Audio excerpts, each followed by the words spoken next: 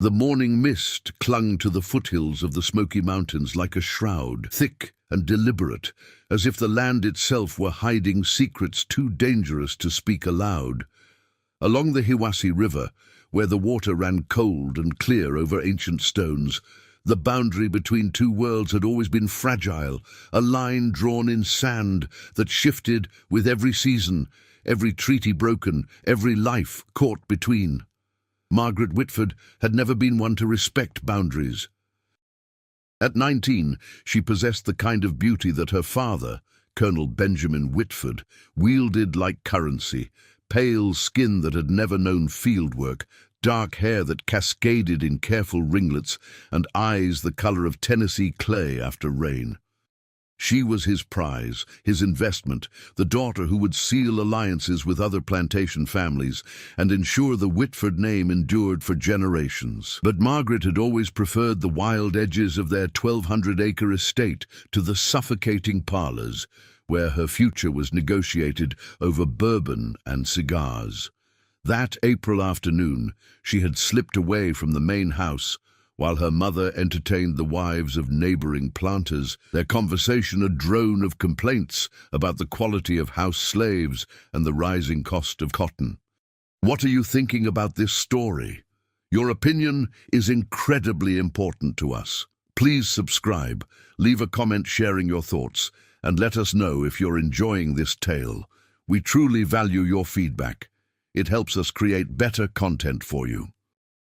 Margaret had taken a basket and headed toward the river, claiming she needed wildflowers for the dinner table.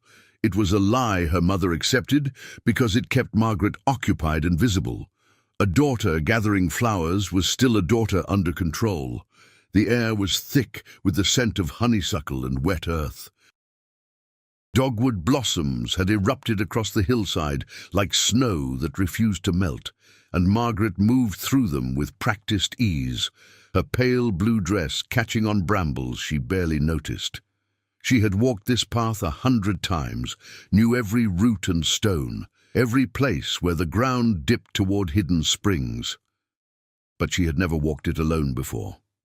Her father had forbidden it after the Indian Removal Act had forced most of the Cherokee from their ancestral lands 3 years prior. The few who remained, those who had hidden in the mountains or refused to march westward on what people were already calling the Trail of Tears, were considered dangerous, desperate, unpredictable.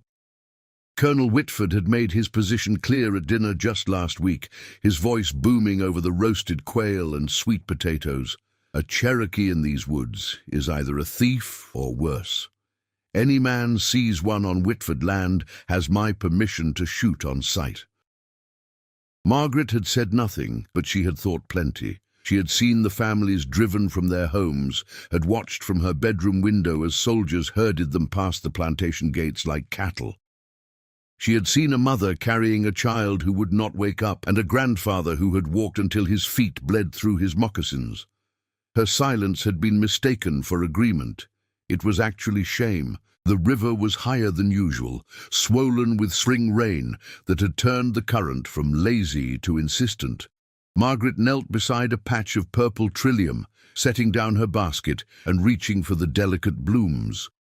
The sound of rushing water filled her ears, drowning out everything else. The distant songs from the slave quarters, the crack of an overseer's whip, the mechanical rhythm of plantation life. She didn't hear the warning. The rattlesnake had been sunning itself on a flat rock half hidden by tall grass, its thick body coiled in perfect camouflage among the dried leaves and shadows. It was a timber rattler, nearly 4 feet long, its pattern of dark chevrons making it almost invisible until it moved. Margaret's hand reached for a cluster of flowers growing near the rock. Her shadow fell across the snake's coil. The strike was faster than thought. She felt the impact first, a sharp punching sensation just above her ankle, and then the pain bloomed hot and immediate, radiating up her leg like fire spreading through dry wood. Margaret screamed, stumbling backward, her basket overturning and spilling flowers into the mud. The snake remained coiled, its rattle buzzing a warning that came too late, its triangular head still raised in threat position. Margaret's scream echoed across the water, bouncing off the limestone bluffs and disappearing into the dense forest. She fell hard, her hands scrambling at her skirts, trying to see the wound through the layers of petticoats and cotton. Blood was already seeping through the white fabric of her stocking, 2 perfect puncture marks just above the leather of her boot. Panic seized her throat. She had seen a field hand die from a rattlesnake bite 2 summers ago, watched his leg swell to twice its size, watched the venom turn his skin black, watched him thrash and foam, and finally go still while the doctor stood by helplessly, saying there was nothing to be done once the poison reached the heart. She tried to stand, but her leg buckled. The pain was spreading, a deep, throbbing ache that made her stomach turn. She could feel her heartbeat in the wound, each pulse pushing the venom deeper into her body. "Help!" she called out, but her voice was weak, swallowed by the sound of the river. "Someone help me!" The forest remained silent, except for the wind moving through new leaves and the distant call of a crow. Margaret's vision began to blur at the edges. She pressed her hands against the ground, trying to steady herself, but the world tilted dangerously. She was going to die here, she realized, alone by the river, with flowers scattered around her like funeral decorations. Then she heard footsteps. They were quick and purposeful, moving through the underbrush with the confidence of someone who knew these woods intimately. Margaret's relief lasted only a moment before fear replaced it. What if it was one of the men her father had warned about? What if she had traded a snake's venom for something worse? The figure that emerged from the tree line was not what she expected. He was tall and lean, moving with an economy of motion that spoke of a life spent outdoors. His skin was the color of copper in firelight, his black hair long and tied back with a strip of leather. He wore deerskin leggings and a simple shirt that might have once been white, but was now stained with travel and weather. His eyes, dark and watchful, took in the scene immediately. The overturned basket, the snake still coiled on its rock, and Margaret clutching her bleeding ankle. For a long moment they simply stared at each other across 10 feet of riverbank. Margaret knew she should be afraid. Her father's warnings rang in her ears. But all she could feel was a desperate animal hope that this stranger might be able to help her. "Please," she whispered, her voice cracking. "The snake!" He moved before she finished speaking. In 3 strides he was beside her, kneeling in the mud without hesitation. His hands, calloused and strong, grasped her ankle gently but firmly, turning it to examine the wound. Margaret gasped at his touch, not from pain, but from the transgression of it. No man outside her family had ever touched her bare skin. "Timber rattler," he said, his English accented but clear. His voice was low and steady, the kind of voice that did not waste words. "How long?" "Just now," Margaret managed. "Just moments ago." He nodded once, his jaw tightening. Then he did something that made Margaret's breath catch in her throat. He lowered his head to her leg. "What are you—" She started but stopped when she understood. His mouth sealed over the wound, his lips pressing against her skin with urgent precision. Margaret felt the suction, felt him drawing on the puncture marks, pulling the venom from her flesh. It was intimate in a way that made her face burn despite the circumstances. She could feel his breath, hot against her calf, could feel the slight scrape of stubble, could feel the strange tenderness of an act that was both violent and saving. He spit blood and venom onto the ground, then returned to the wound, repeating the process. Once, twice, 3 times. Each time he spit, the mixture on the ground grew darker, thicker. Margaret watched his face as he worked, the concentration in his eyes, the set of his jaw, the way his hands held her leg steady with surprising gentleness. There was no hesitation in him, no disgust, only a fierce determination to draw out every drop of poison before it could reach her heart. After what felt like an eternity but was probably less than 2 minutes, he sat back on his heels, wiping his mouth with the back of his hand. "Most of it is out," he said. "But you need a doctor.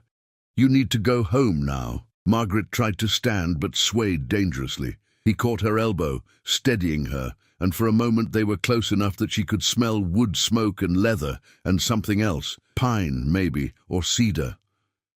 "I don't think I can walk," she admitted. Without a word, he bent and scooped her into his arms, as if she weighed nothing. Margaret stiffened in shock. She had been carried as a child, but never as a woman, never by a man who was not her father or brother. The impropriety of it should have made her protest, but the alternative was dying by the river, so she wrapped one arm around his neck and said nothing. He carried her through the woods with the sure-footed grace of someone who knew every hidden path. Margaret's head rested against his shoulder, her mind swimming with pain and shock and something else she could not name. She studied his profile, the strong nose, the high cheekbones, the way his eyes scanned the forest constantly, alert to danger she could not see. "What's your name?" she asked, her voice barely above a whisper. He was quiet for so long she thought he would not answer. Then, "Nokosi. Nokosi," she repeated, testing the unfamiliar syllables. "What does it mean?" "Bear." It suited him, she thought. There was something bear-like in his strength, his protective instinct, his solitary presence in these woods. "I'm Margaret," she offered. "I know who you are," he said quietly. "Colonel Whitford's daughter, the one who watches from the windows." Heat flooded her face. She had not realized anyone had noticed her watching, had not thought her small acts of witness mattered to anyone. They reached the edge of the forest, where the manicured lawns of the plantation began. Nokosi stopped, setting her down carefully, but keeping a hand on her arm until he was sure she could stand. "Go," he said. "Tell them you were bitten. Tell them you got yourself home. But you saved—" "Tell them nothing about me," he interrupted, his voice urgent now, almost fierce. "For both our sakes, tell them nothing." Before Margaret could respond, he was gone, disappearing back into the trees, as if he had never been there at all. She stood alone at the forest's edge, her leg throbbing, her dress muddy and torn, her mind reeling from what had just happened. In the distance, she could see the white columns of the main house, could hear the faint sounds of afternoon life on the plantation, the clang of a dinner bell, the voice of her mother calling for someone, the ordinary sounds of a world that suddenly felt very far away. Margaret took a shaky breath and began to limp toward home, each step sending jolts of pain up her leg. But it was not the venom that made her heart race. It was the memory of a Cherokee man's hands holding her steady, his mouth on her skin, drawing poison and leaving something far more dangerous in its wake. By the time she reached the house, her mother was already running toward her, skirts lifted, face white with alarm. And Margaret knew that no matter what she said or did not say, nothing would ever be the same. The venom had been only the beginning. The fever came that night. Margaret lay in her bed, the heavy curtains drawn against the sunset, while Dr. Abernathy examined the bite.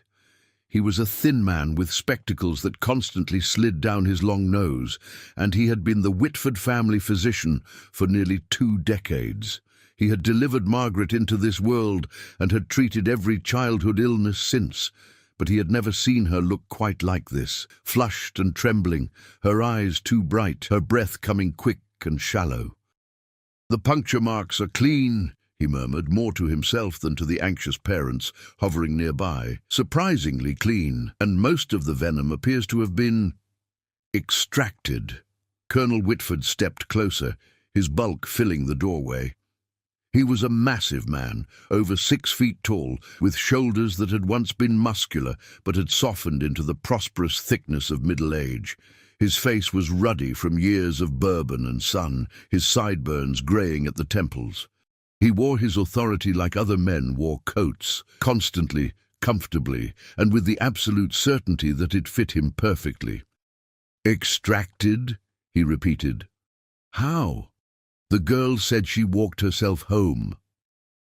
Dr. Abernathy glanced at Margaret, who had closed her eyes and said nothing. The doctor had his suspicions. He had seen snake-bite wounds before, and he knew the distinctive pattern of suction marks when he saw them, but he also knew when questions were better left unasked in a house like this. "Sometimes," he said carefully, "the initial strike does not deliver a full dose of venom. It's possible the snake had recently fed. Possible it was a dry bite. Possible many things.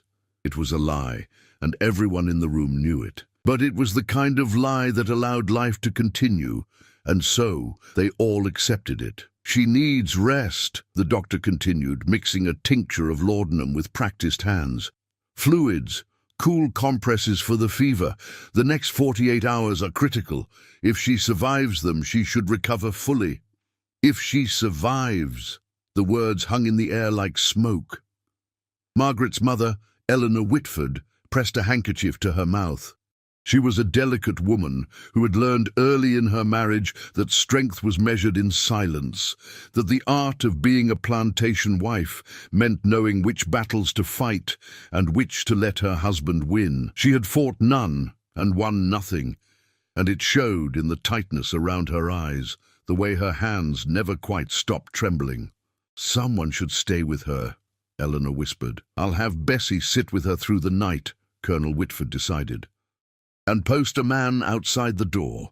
If she worsens, fetch me immediately." He spoke as if Margaret were not in the room, as if her fever had already transported her somewhere beyond hearing. Perhaps it had. Her mind felt loose and untethered, floating somewhere between the four-poster bed and the ceiling, watching the scene below with detached curiosity. She saw her father lean down and press a kiss to her forehead, a rare gesture of affection that he would never make if she were fully conscious. She saw her mother hover, wanting to touch, but not knowing how. She saw Dr. Abernathy close his medical bag with a decisive click that sounded like a door shutting. Then they were gone, and Bessie was there instead. Bessie was 43 years old and had belonged to the Whitford family since she was 16, purchased at an estate sale in Nashville, assigned to the house staff, and eventually elevated to the position of Eleanor Whitford's personal maid. She moved through the plantation house like a ghost, silent and efficient, knowing instinctively where she was needed before anyone asked. She had also been the one to teach Margaret how to walk along the river paths without being seen, how to find the places where the boundaries blurred. Now she sat in the chair beside Margaret's bed, her dark hands folded in her lap, her face unreadable in the lamplight. "Child," she said softly once they were truly alone, "what really happened?" Margaret's eyes opened. The laudanum was beginning to work, softening the edges of pain, but her mind was still sharp enough to understand the question behind the question. "A snake bit me," she whispered. "I know that much. What I'm asking is who helped you?" Silence stretched between them. Outside, night sounds filtered through the window, crickets and tree frogs, the distant hoot of an owl, the restless movement of horses in the stable. "If I tell you," Margaret said finally, "you'll be in danger too." Bessie's expression did not change, but something flickered in her eyes. Recognition, perhaps, or resignation. "Been in danger my whole life, Miss Margaret. One more secret won't make much difference." So Margaret told her. Every detail, from the snake strike to Nkosi's appearance, from the intimacy of his mouth on her skin to his warning to say nothing. The words spilled out in a fever rush, part confession and part desperate need to make someone else understand what had happened, to anchor the memory in something real before the laudanum pulled her under completely. When she finished, Bessie was quiet for a long time. "Nkosi," she repeated slowly. "Cherokee name, means bear. You know him?" "Know of him." Bessie rose and moved to the window, checking that the curtains were fully closed before returning. "He used to come around the quarters sometimes, brought medicine when folks were sick, helped Jimmy's boy when he cut his leg near to the bone, never asked for nothing in return." "Why would he help?" Margaret asked. "My father has done nothing but try to drive his people away." Bessie's smile was sad. "Some people help because it's who they are, not because of who you are, but that don't make it safe. Your father finds out a Cherokee man touched you, put his mouth on you." She shook her head. "They'll hunt him like an animal." Margaret felt something tighten in her chest that had nothing to do with the venom. "Then we won't tell them." "Oh, child." Bessie returned to the chair, her voice gentle but firm. "This ain't a secret you can keep. The doctor knows something happened. Your father already suspects. And if that fever in you is anything like what I'm seeing in your eyes, it ain't just poison you're burning with." The words hit Margaret like a slap. Was it that obvious? Could everyone see what she barely admitted to herself, that something had shifted in those moments by the river, that Nokosi's hands on her skin had awakened something she had no name for? "I'm grateful," she said defensively. "He saved my life. Is gratitude a crime now?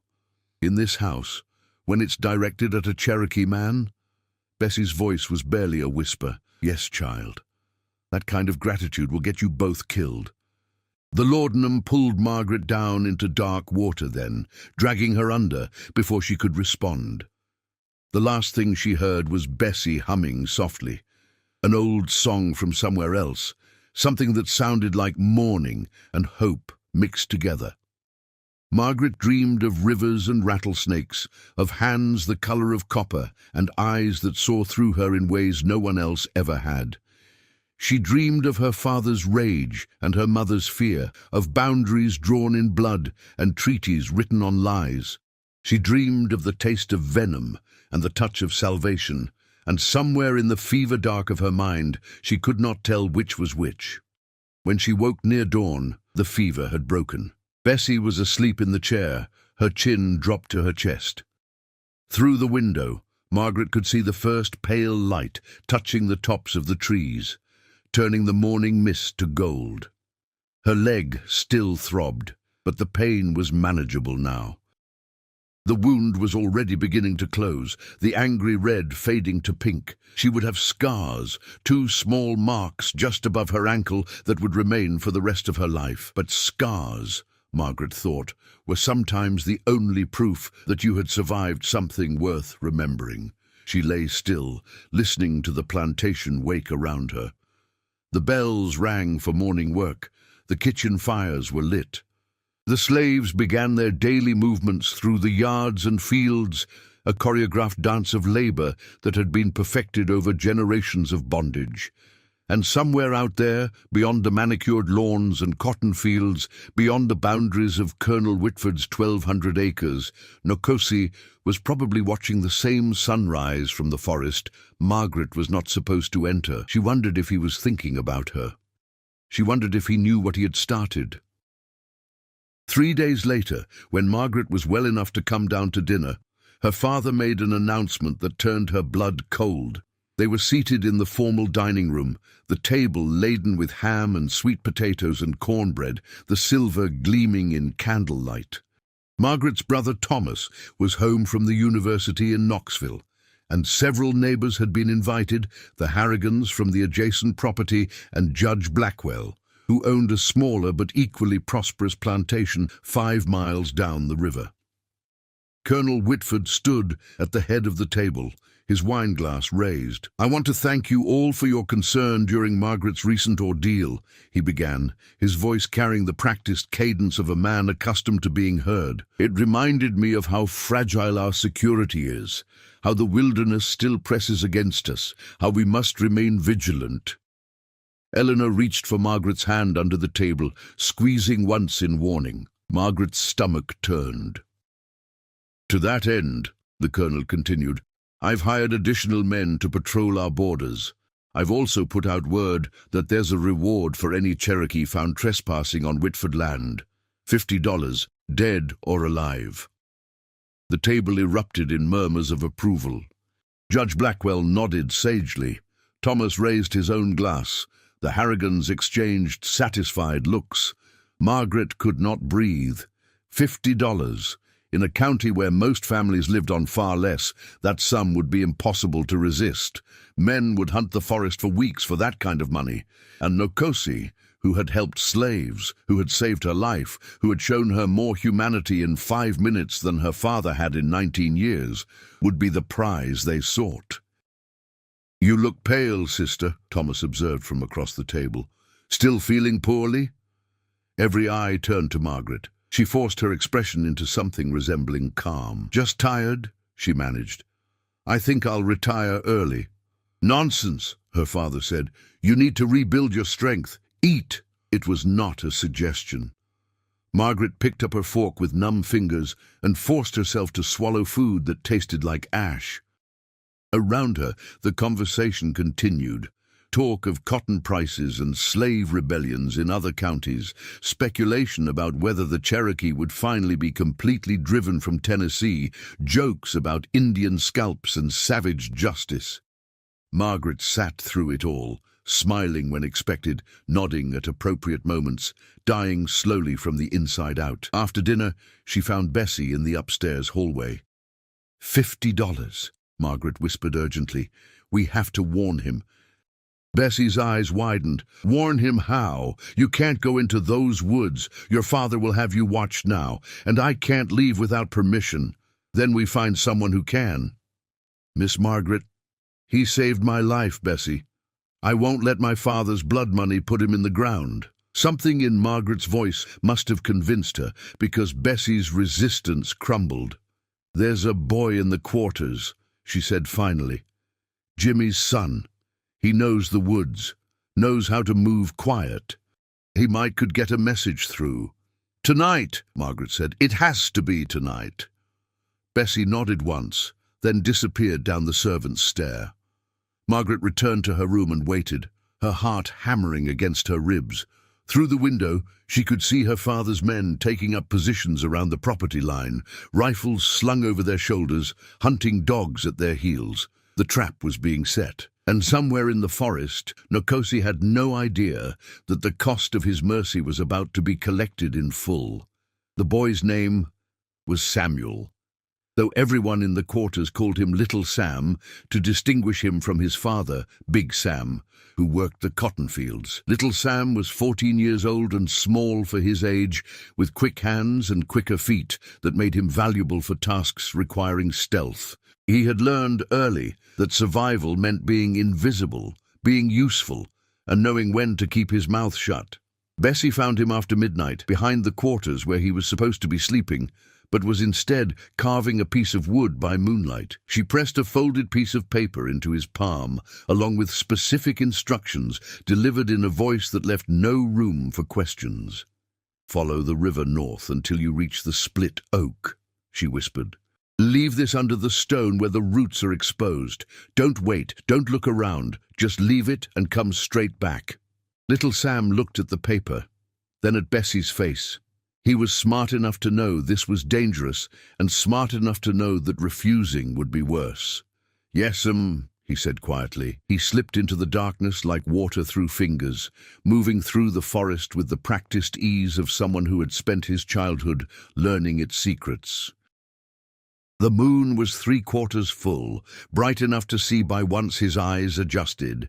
He knew these woods almost as well as the Cherokee who had lived here first, knew which paths the overseers used, which hollows stayed hidden from patrol routes, which trees marked the boundary between plantation land and the wild places beyond. The split oak was a massive tree that had been struck by lightning years ago, its trunk divided down the middle, but still living, still growing despite the wound.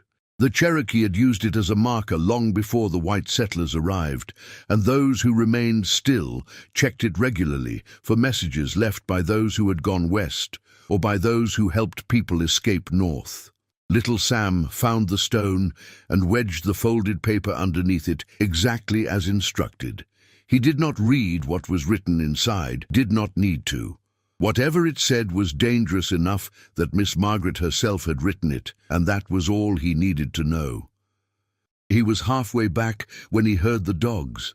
The sound carried through the night air like a promise of violence, the deep baying of bloodhounds that had caught a scent, followed by the shouts of men and the crack of rifles being loaded. Little Sam's heart jumped into his throat. He dropped low and stayed still, barely breathing, every muscle locked in place. Had they seen him? Had someone followed? But the sounds were moving away from him, deeper into the forest, toward the north ridge, where the land rose steep and rocky. They were hunting something, but it was not him. Not yet. Little Sam ran. He made it back to the quarters just as the first grey light touched the eastern sky, his chest heaving, his feet bleeding from thorns he had not felt while running. He found his pallet and lay down, pulling the thin blanket over his trembling body. In the main house, Margaret lay awake in her bed, listening to the same distant sounds of pursuit and wondering if her warning had arrived in time. It had not. Nkosi had been sleeping in a small cave on the north ridge, the same place he had sheltered for the past 2 months since the bounty hunters had driven him from his last camp near the Ocoee River. It was a good location, defensible, hidden behind a waterfall that masked the entrance, with a clear view of anyone approaching from below. But it also had only one exit. He woke to the sound of dogs and knew immediately what it meant. Someone had tracked him here, or more likely, someone had been paid to reveal his location. There were always people willing to sell information for the right price, Cherokee and white alike. Nkosi gathered his few possessions with practiced speed, his rifle, his knife, a leather pouch containing dried meat and medicinal herbs, a blanket roll, everything else he left behind. Material things could be replaced, his life could not. He emerged from the cave and assessed the situation quickly. 3 men coming up the ridge from the south, moving fast but not quietly, emboldened by numbers and daylight. 2 dogs out front, their noses to the ground, their voices raised in the excited baying that meant they were close. Nkosi had perhaps 5 minutes before they reached him. He considered his options. He could not go down. They were coming from that direction. He could not go east. That led deeper into Whitford land, toward the plantation itself. West was possible, but would take him toward the main road where he would be exposed. That left north, up and over the ridge, into the high country where the terrain was roughest and the forest thickest. He started climbing. The dogs reached the cave entrance and went mad, circling and barking and scratching at the stone. The men arrived moments later, breathing hard, rifles ready. "He's here!" one of them shouted. "Fresh tracks, can't be more than minutes ahead." $50 says I get him first," another laughed. They found the cave empty and the trail leading upward, and they followed without hesitation, the scent of money stronger than caution. Nkosi was fast, but the men were motivated, and the dogs were relentless. They gained on him as he climbed, the gap closing with every 100 yards. He could hear them now, hear their voices calling to each other, hear the dogs crashing through underbrush. Near the top of the ridge, where the trees thinned and the rock became exposed, Nkosi made a decision. He could not outrun them, so he would have to outthink them. He found a narrow ledge that ran along the face of a limestone cliff, barely 2 feet wide, with a sheer drop of 60 feet to the rocks below. He stepped onto it carefully, moving sideways, his back pressed against the stone. The dogs reached the cliff edge and stopped, whining and pacing, unwilling to follow. The men arrived and saw the ledge and the empty forest beyond. "He went across," one said, peering over the edge. "That's suicide," another argued. "No man crosses that without a rope." "Then where is he?" They stood arguing, while Nkosi waited in the small cave entrance he had found halfway along the ledge, barely large enough for a man to squeeze into, completely invisible, unless you knew it was there. He had discovered it months ago while exploring, had filed the information away, never imagining he would need it so desperately. Eventually, the men decided he must have continued along the ridge and moved on, dragging the reluctant dogs with them. Nkosi waited another hour before emerging, his muscles cramped from holding still, his throat dry with thirst. He made his way down the far side of the ridge as the sun climbed toward noon, moving carefully now, knowing that one mistake could undo his narrow escape. By the time he reached the valley floor, his legs were shaking and his mind was churning with questions. Someone had told them where to find him, someone had sold him out, but who? And why now, after months of successfully avoiding capture? He was so focused on these thoughts that he almost missed the split oak entirely. He had not been planning to check it, had not expected any messages, had no reason to think anyone would try to reach him, but something made him pause. Instinct, perhaps, or fate. He found the paper under the stone and unfolded it with cautious hands. The handwriting was careful and elegant, clearly educated, clearly female. "They are hunting you. My father has offered $50 for your capture or death. Please run. Go far from here. I am sorry. I never meant for my life to cost yours." Nkosi stood holding the paper as the full weight of understanding crashed over him. Margaret Whitford had sent this warning.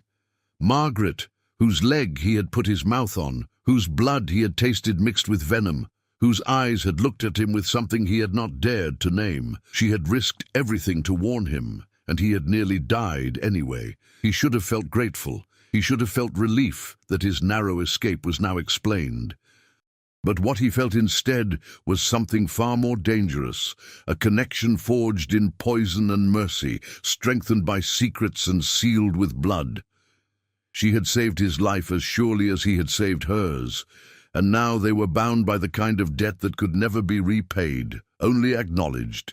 Nkosi burned the paper, grinding the ashes into the dirt until no trace remained. Then he turned north, away from the plantation, away from the ridge, away from Margaret Whitford and the impossible thing growing between them. He walked for 3 days, sleeping rough, eating what he could hunt or gather. He crossed into the high country where even the bounty hunters rarely ventured, where the Cherokee who remained hidden lived in scattered camps connected by trails only they knew. He should have kept going, should have disappeared into the mountains completely, should have found his way to one of the hidden valleys where his people survived in defiant isolation. But on the 4th morning, he turned around and started walking back. Some debts, he realized, were larger than survival. Some connections were stronger than sense, and some things, once started, could not be stopped, only followed to whatever end they demanded. Margaret was not allowed to leave the house. Her father had not made it an explicit order, but it did not need to be. After the failed hunt on the ridge, after the men had returned empty-handed, $50 poorer and considerably more frustrated, Colonel Whitford had tightened security around the plantation. Guards were posted at every entrance, the slaves were watched more carefully, and Margaret found herself constantly accompanied by either her mother or Bessie, with no opportunity to slip away unseen. She spent her days in the parlor, embroidering flowers she would never finish, reading books she could not concentrate on, staring out windows that framed a world she was no longer permitted to enter. The bite mark on her ankle was healing, the scars becoming permanent, 2 small punctures that she found herself touching unconsciously whenever she thought no one was watching. Which was never. Someone was always watching now. At night, she dreamed of the forest, dreamed of Nkosi's hands on her skin, his mouth drawing poison, his voice telling her to go, to say nothing. She woke, tangled in sheets, her heart racing, her body responding to memories that should have terrified her, but instead made her feel more alive than anything in her carefully constructed life ever had. She was going mad, she decided. It was the only explanation for the longing that had taken root inside her, growing like poison ivy, choking out everything else. 2 weeks after the hunt, Judge Blackwell came to dinner again, and this time he brought his son. Robert Blackwell was 24 years old, recently returned from law school in Virginia, and possessed the kind of bland handsomeness that came from good breeding and better nutrition. He had pale blue eyes, sandy hair, and the self-assured manner of someone who had never been denied anything he wanted. He was also, Margaret realized with sinking certainty, the real reason for this dinner. "Margaret," her father said after the dessert had been served and the conversation had settled into comfortable patterns, "Robert has expressed interest in calling on you. I've given my permission, of course." It was not a question. It was an announcement. Robert smiled at her from across the table. "I hope that's agreeable to you, Miss Whitford. I've heard you're an accomplished pianist. I'd love to hear you play sometime." Margaret felt the walls closing in. This was how it happened, how futures were decided over roasted duck and brandy, how lives were traded like livestock, how daughters became wives and wives became property. "Of course," she heard herself say, "that would be lovely." The lie tasted worse than venom.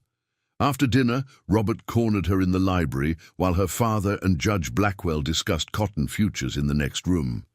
He stood too close, his cologne thick and cloying, his hand reaching for hers with presumptuous familiarity. "Your father and mine have been discussing an arrangement," he said, his voice low and intimate in a way that made Margaret's skin crawl. "I think you and I would be well suited.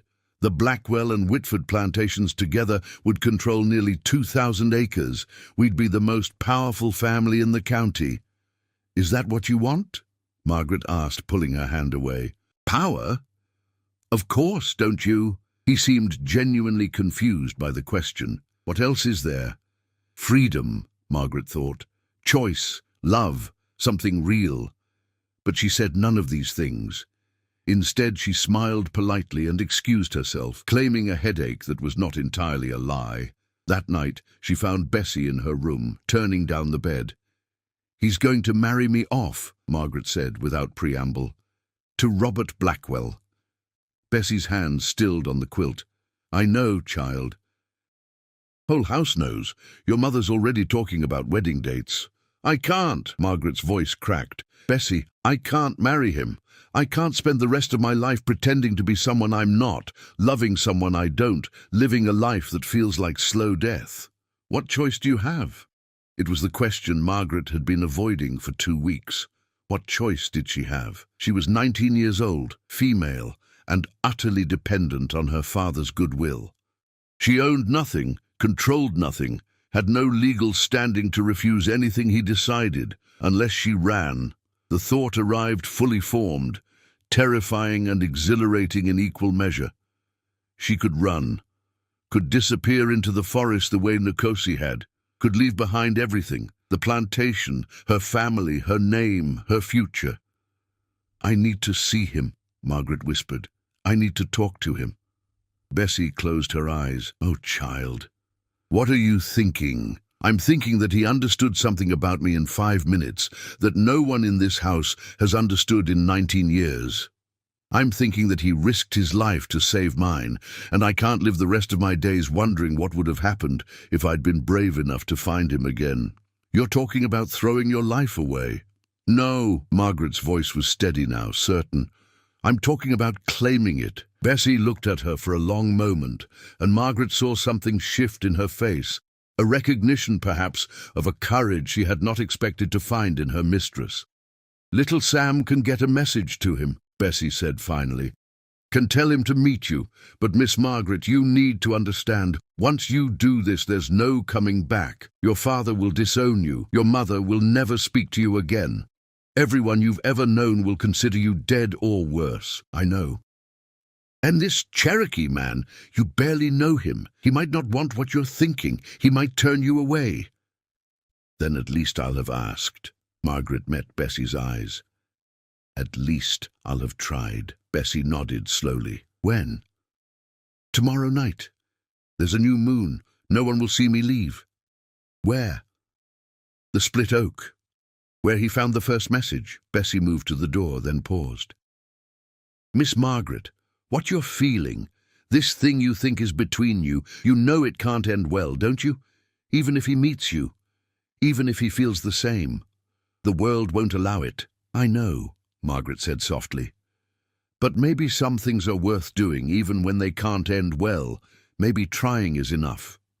Bessie left without another word.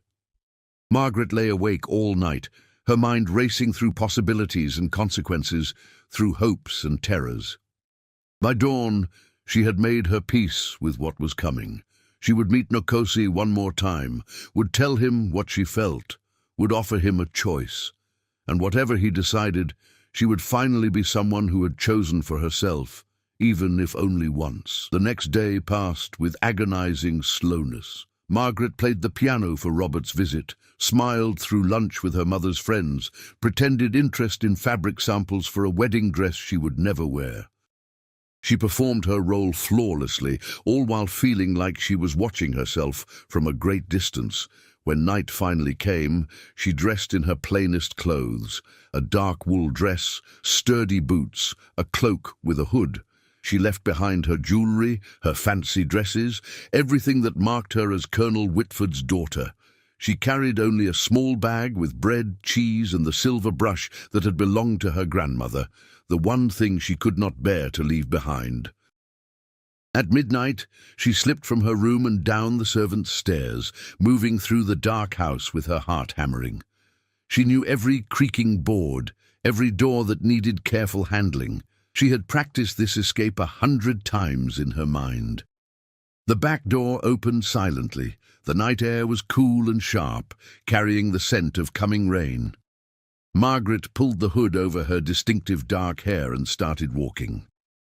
She made it to the split oak just as the first drops began to fall, and found Nkosi already waiting in the shadows, his eyes reflecting what little light penetrated the storm clouds gathering overhead. "You came," she breathed. "You called," he said simply. They stood facing each other in the darkness, rain beginning to fall harder now, and Margaret realized she had no idea what to say. How did you tell someone that they had changed everything? That poison and mercy had somehow become the most important moments of your life? "I'm supposed to marry Robert Blackwell," she said finally. "My father has decided. The wedding is in 3 months. Nkosi's expression did not change, but something flickered in his eyes. Pain, perhaps, or resignation. "I came to tell you that I won't," Margaret continued, her voice stronger now. "I won't marry him. I won't go back to that house. I won't live a life that was chosen for me by people who think I'm property to be traded." "What will you do?" It was the essential question. Margaret took a breath. "Run. Disappear. Find somewhere they can't find me." She paused. "Unless you know a better way." Nkosi was quiet for so long that Margaret thought he would not answer. The rain fell harder, soaking through her cloak, plastering her hair to her face. She started to shiver, though whether from cold or fear she could not tell. Then he spoke, his words careful and deliberate. "There are Cherokee camps in the high mountains, hidden places where those who refused removal still live. I could take you there. You would be safe." Margaret's heart leaped. "And you? Would you stay?" "I have nowhere else to go. The bounty on me makes the lowlands too dangerous." It was not a declaration of love. It was not even a promise. But it was an answer, and Margaret would take it. "When do we leave?" "Now," Nkosi said, "before the rain stops. The storm will cover our tracks, mask our scent. By the time they realize you're gone, we'll be too far to follow." Margaret nodded, suddenly terrified and exhilarated in equal measure. She was doing this. She was actually doing this. Nkosi held out his hand. "Once we start, we don't stop. No matter what you hear behind us, no matter who calls your name, we run until we reach the mountains.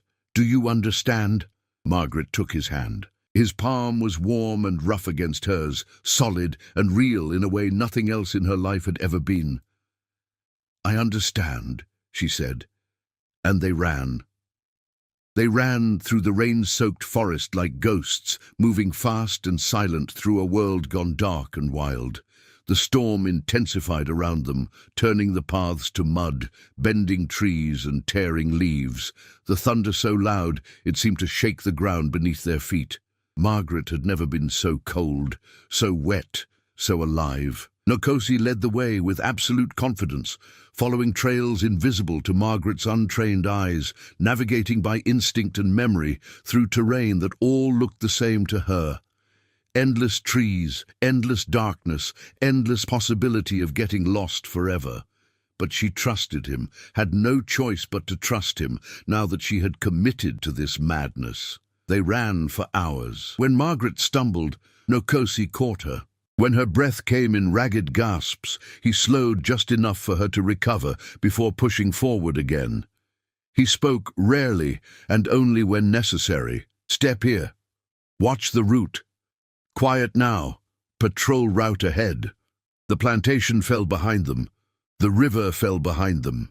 Everything Margaret had ever known fell behind them, until there was nothing ahead but wilderness and nothing behind but consequences. As dawn approached, the rain finally stopped. They had climbed high enough that the air tasted different, thinner, colder, sharp with pine and stone. Margaret's legs trembled with exhaustion, her dress torn and muddy, her expensive boots ruined beyond repair. She had never been so uncomfortable in her life, and some small part of her marveled at how little she cared. Nkosi stopped at the base of a granite cliff face covered in moss and ferns. To Margaret, it looked like solid stone. But he reached into what appeared to be a thick growth of mountain laurel and pulled back branches that had been carefully arranged to conceal an opening. "Inside," he said, "we rest here until nightfall." The cave was small but dry, with evidence that someone, probably Nkosi himself, had used it before. There was wood stacked neatly in one corner, a fire ring made of stones, and what looked like a sleeping pallet made from pine boughs and deer hide. Nkosi built a small fire, coaxing flames from damp kindling with practiced efficiency. Margaret collapsed near it, her muscles screaming protest, her mind still reeling from what she had done. She had run away, had left everything behind, had chosen a Cherokee man she barely knew over her entire life. The magnitude of it hit her all at once, and she started to shake. Nkosi noticed. He pulled the deer hide from the pallet and draped it around her shoulders, his movements gentle, his expression unreadable. "Shock," he said simply. "It will pass. You need food, warm clothes, sleep." He rummaged through a leather pack Margaret had not noticed before and produced a shirt made of soft deerskin. "Yours is wet, this will be warmer." Margaret looked down at her soaked dress, at the expensive fabric that had once signaled her status as Colonel Whitford's daughter, and now signaled nothing but poor planning for running away. Nkosi was right. She needed to change, but the thought of undressing in front of him made heat flood her face, despite the cold. "Turn around," she said, her voice smaller than she intended. He did, immediately and without comment, facing the cave entrance, while Margaret struggled out of her wet things and pulled on the deerskin shirt. It fell to mid-thigh, far shorter than any dress she had ever worn, and the soft leather felt strange against her skin, intimate, almost living. "You can look now," she said. Nkosi turned back and paused, his eyes travelling over her in a way that made Margaret's breath catch. It was not the leering assessment of Robert Blackwell or the calculating appraisal of her father. It was something else entirely.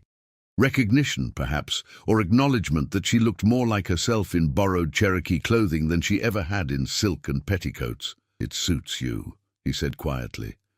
Margaret wrapped the deer hide tighter around her shoulders and sat by the fire, suddenly exhausted beyond measure.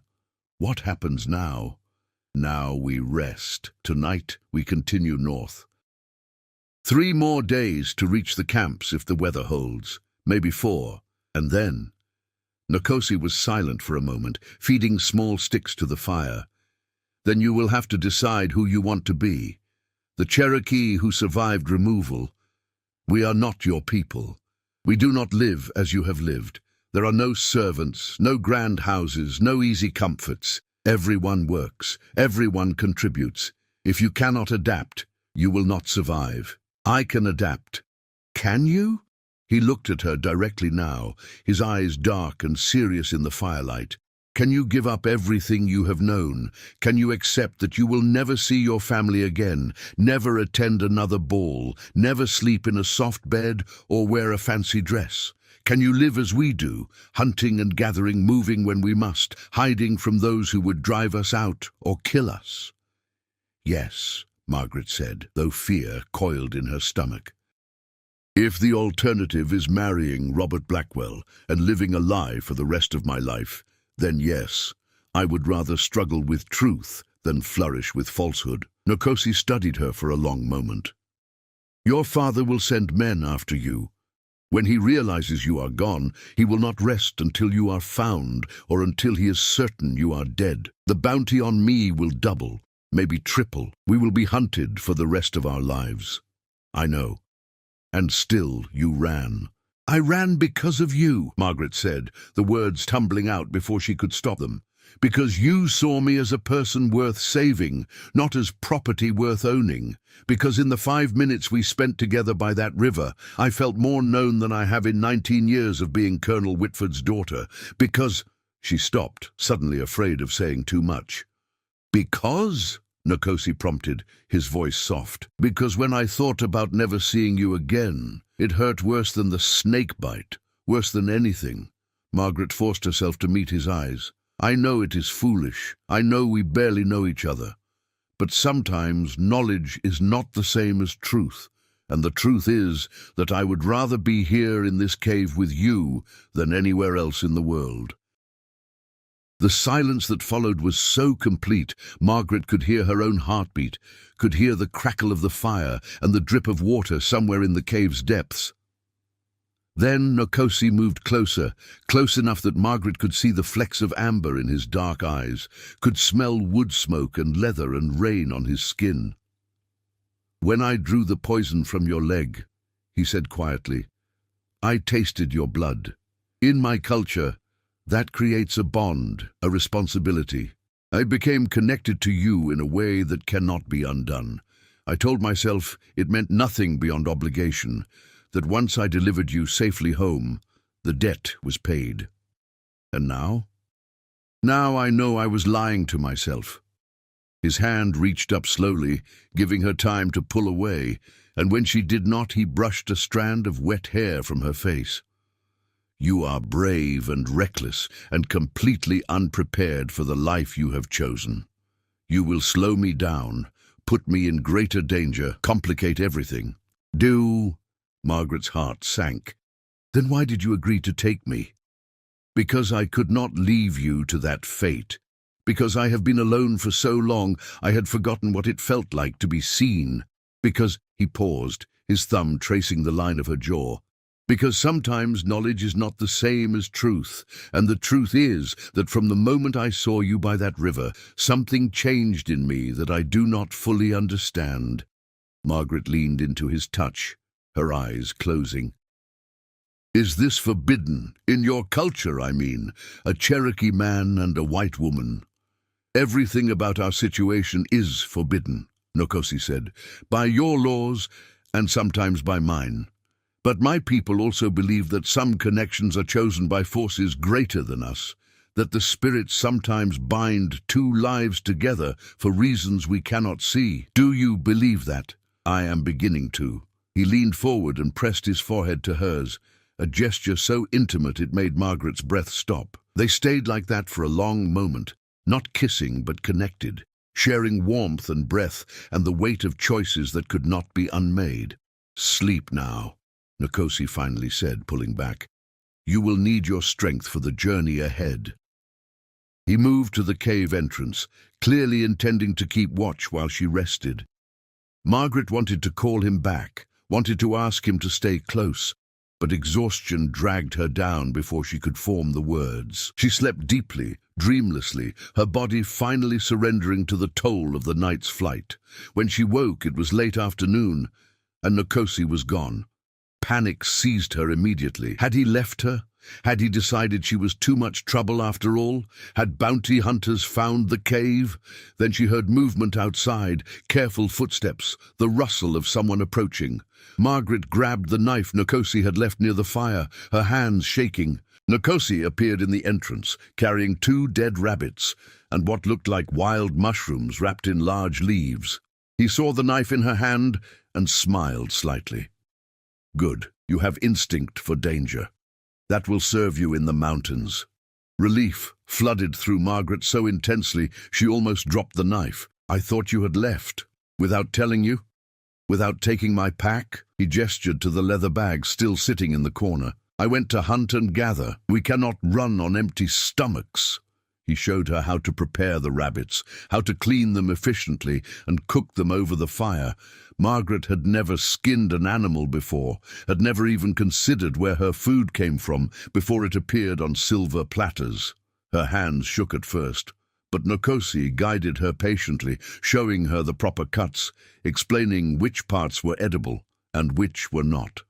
"In the camps," he said as they worked, "everyone must know these skills. There is no one to do it for you. Can you learn?" "I will learn," Margaret said firmly, ignoring her queasy stomach.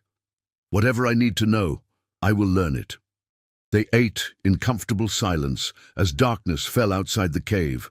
The rabbit was tough and gamey, nothing like the tender meats Margaret was accustomed to, but it was food, and it was warm, and she was grateful for it. After they finished, Nkosi banked the fire carefully, making sure no smoke would give away their position. Then he sat beside Margaret, close enough that their shoulders touched.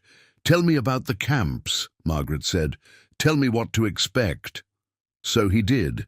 He told her about the small communities of Cherokee who had refused removal, who had hidden in the high mountains and survived through determination and knowledge of the land.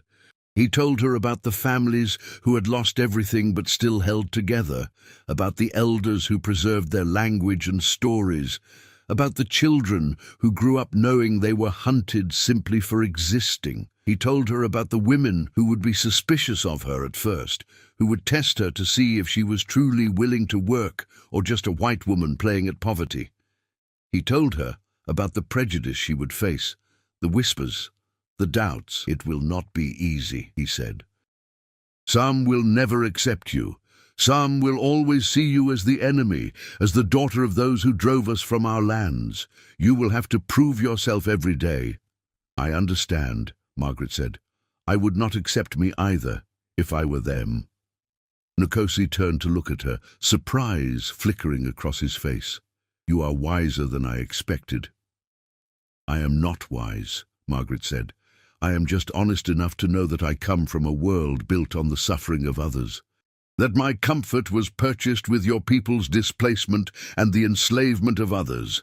I cannot undo that, but I can refuse to perpetuate it." "That is a beginning," Nkosi said softly. They sat in silence for a while, watching the fire's embers glow in the darkness.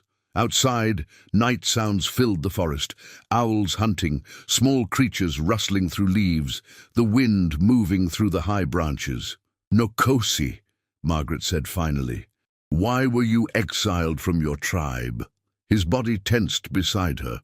For a moment she thought he would not answer, that she had pushed too far, asked for secrets he was not ready to share. Then he spoke, his voice low and heavy with old pain. 3 years ago, before the removal, I helped a group of slaves escape from a plantation near Chattanooga. They came through our lands in the night, desperate and starving, and I gave them food and shelter and showed them the path north toward freedom. "That is not a crime," Margaret said. "That is mercy." "My people thought differently. We were already under pressure from white settlers, already fighting to keep our lands. The tribe elders said that helping runaway slaves would bring down wrath from the slaveholders, would give them more reason to drive us out. They said I had endangered everyone for the sake of strangers. So they exiled you. They gave me a choice. Stop helping or leave. I could not stop. So I left." Nkosi's voice was steady, but Margaret heard the grief beneath it.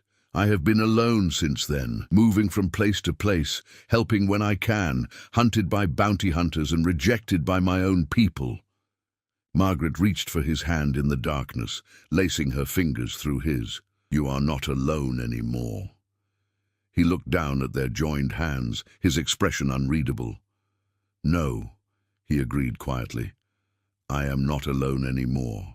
That night they slept side by side on the pallet, Margaret wrapped in the deer hide, and Nkosi's presence a warm, solid reality beside her.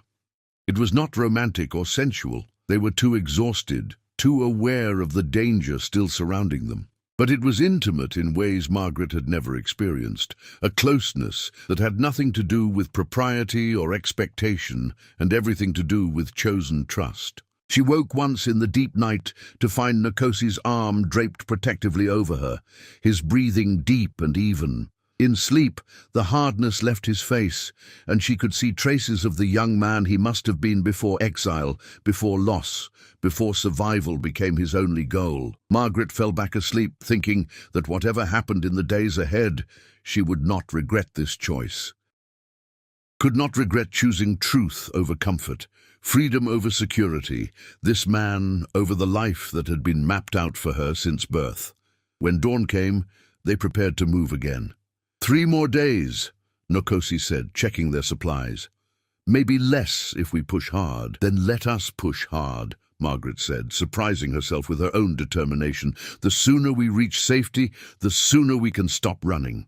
Nkosi smiled at that, the first real smile she had seen from him, and it transformed his face completely. You are going to be trouble in the camps.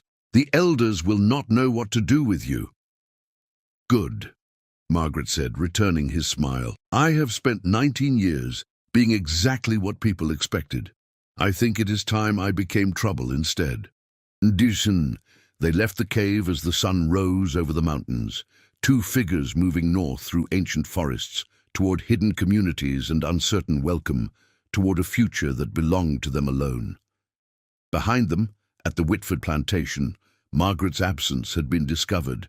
Her father's rage shook the house like an earthquake, his voice carrying across the grounds as he ordered men saddled, dogs leashed, every available hand mobilized for the hunt. "Find her!" he roared. "Find her and bring her back, and if you find that Cherokee savage with her, kill him on sight." The pursuit had begun, but Margaret and Nkosi had a day's head start, a storm-washed trail, and the kind of desperate determination that made people capable of impossible things. They ran. By the 3rd day, Margaret understood what Nkosi had meant about struggle and survival. Every muscle in her body screamed protest. Her feet, despite the sturdy boots, had developed blisters that burst and bled and formed again. The deerskin shirt that had seemed so comfortable in the cave now chafed against sunburned shoulders. She was hungry in a way she had never experienced, not the polite appetite that came before scheduled meals, but a gnawing, constant emptiness that made her lightheaded and desperate. And still they pushed north, climbing higher into the mountains, where the air grew thin and cold, where the trees changed from oak and hickory to pine and hemlock, where the world seemed to narrow to nothing but the next step, the next breath, the next moment of not giving up. Nkosi set a brutal pace, driven by necessity and the knowledge that hunters were behind them. They could not see their pursuers, could not hear them, but both knew they were coming. Colonel Whitford was not a man who accepted defiance, and his daughter's flight with a Cherokee man would be seen as the ultimate betrayal, not just of family but of race, class, and the entire social order that gave him power. They traveled mostly at night now, sleeping in brief snatches during daylight hours in whatever shelter they could find. Hollow logs, dense thickets of rhododendron, shallow caves that offered minimal protection. Nkosi taught Margaret to move silently, to step on rocks rather than leaves, to break no branches, to leave no trace of their passage. She learned to identify edible plants, ramps and fiddlehead ferns, wild onions and watercress. She learned to drink from streams by lying flat and sipping directly from the current, because they had no vessel for carrying water. She learned to ignore discomfort, to push through exhaustion, to find reserves of strength she had not known existed. On the afternoon of the 3rd day, as they rested in a grove of ancient hemlocks, Margaret finally broke. "I cannot," she gasped, her breath coming in ragged sobs. "Nkosi, I cannot go any further." He had been scouting ahead, but returned immediately when he heard her voice. He found her sitting with her back against a massive tree trunk, tears streaming down her face, her entire body shaking. "My feet," she whispered. "I think they are infected. I can feel fever starting. We need to stop." "Just for a day, please." Nkosi knelt and carefully removed her boots. What he found made his jaw tighten. The blisters had indeed become infected, the skin red and swollen, oozing fluid that smelled wrong. If left untreated, the infection could spread, could kill her as surely as any bounty hunter. He had pushed her too hard. In his desperation to reach safety, he had forgotten that she was not raised to this life, that her body was not conditioned for this kind of sustained hardship. "We stop," he said decisively, "but not here. There's a place nearby, a cabin that belonged to a Cherokee family before removal. Abandoned now, but it has walls and a roof. We can rest there for a day while I treat your feet." "Can you carry me?" Margaret asked, shame coloring her voice. "I do not think I can walk." Without answering, Nkosi lifted her easily, cradling her against his chest. Margaret wrapped her arms around his neck and buried her face against his shoulder, breathing in his scent, pine sap and wood smoke, and the sharp tang of exertion. "I am sorry," she whispered. "I am slowing you down. You should leave me and save yourself." "No!" The word was absolute, leaving no room for argument. "We survive together, or not at all." The cabin appeared after another mile of walking, so overgrown with vines and brambles that it was nearly invisible. The roof had partially collapsed on one side, and the door hung askew on leather hinges, but it was shelter, actual walls, and a place to make fire without fear of the smoke being seen. Nkosi kicked aside debris and laid Margaret on a relatively clean patch of floor. Then he went to work with the focused intensity she had come to recognize as his way of dealing with crisis. He built a small fire in the stone hearth, coaxing it to life with the last of their dry tinder. He gathered fresh pine boughs to make a sleeping platform. He disappeared outside and returned with an armload of plants Margaret did not recognize. Broad leaves, thick roots, clusters of tiny white flowers. "This is golden seal," he explained, crushing the roots into a paste. "It fights infection. This is plantain leaf.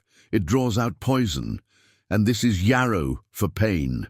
He worked the mixture into a poultice, his hands gentle as he applied it to Margaret's ravaged feet.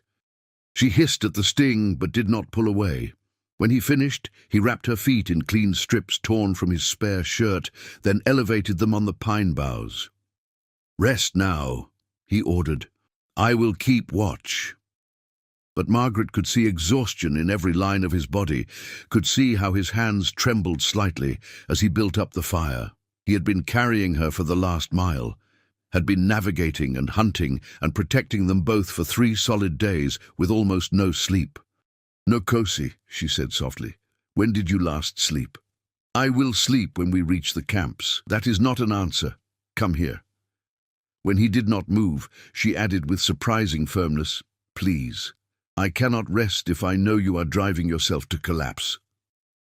He hesitated, then moved to sit beside her on the pine boughs.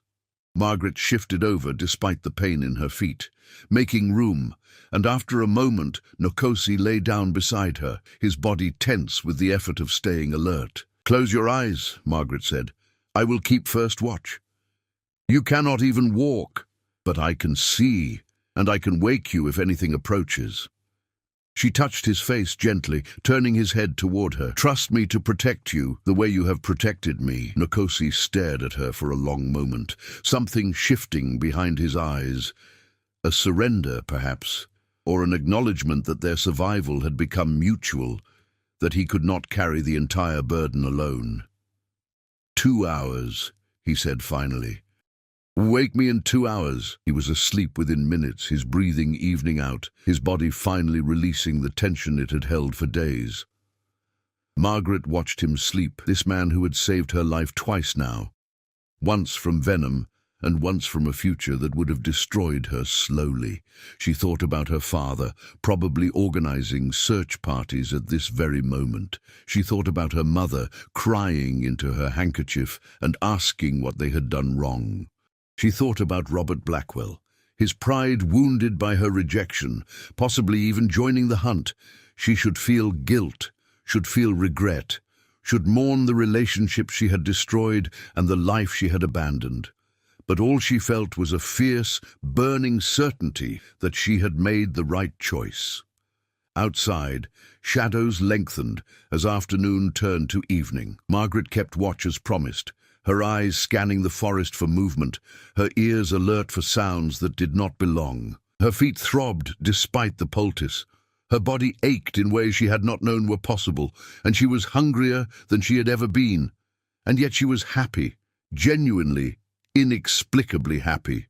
It made no sense. She was running for her life, infected and injured, hiding in an abandoned cabin with a man who was hunted simply for existing. By any rational measure, she should be terrified and miserable. But she was free, for the first time in her life, truly free. That freedom had a price. Comfort, security, family, social standing, everything she had been raised to value. But what she had gained in return was something her old life could never have given her: the ability to choose her own path, to act according to her own conscience, to love whom she wanted without permission or constraint. Because she did love him. Margaret acknowledged it to herself as she watched Nkosi sleep, his face peaceful in the firelight. She loved this man who had risked everything to help her, who had shown her kindness when he had every reason to show her hostility, who had chosen truth over safety again and again until it had cost him his home, his family, his place in the world. She loved him with an intensity that frightened her, loved him in ways that her upbringing had never prepared her for. Not the romantic fantasies she had read about in books, but something rawer and more real, forged in adversity and sealed with shared survival. 2 hours passed. Margaret did not wake him. 3 hours. 4. The sun set and darkness filled the cabin, broken only by firelight that painted dancing shadows on the walls. Still, Margaret kept watch, letting Nkosi sleep, knowing he needed rest more than she needed relief. It was near midnight when he finally woke on his own, sitting up abruptly with the alertness of someone accustomed to danger. "You let me sleep too long," he said, but there was no anger in his voice, only wonder. As if the gift of rest was something he had forgotten existed. "You needed it." He turned to look at her, really look at her, and what she saw in his eyes made her breath catch. There was desire there, yes, but also tenderness, also gratitude, also something that looked very much like love. "Margaret," he said quietly, "do you understand what we are to each other now? Tell me. In my culture, when two people choose to survive together, when they share food and shelter and protection, when they trust each other with their lives," he paused, searching for words, "they become family, not by blood, but by choice. It is a bond as strong as marriage, sometimes stronger." Is that what we are, family?" "I think we are more than that." Nkosi moved closer, his hand finding hers in the darkness. "I think we are what happens when two people who were supposed to be enemies discover they are really the same.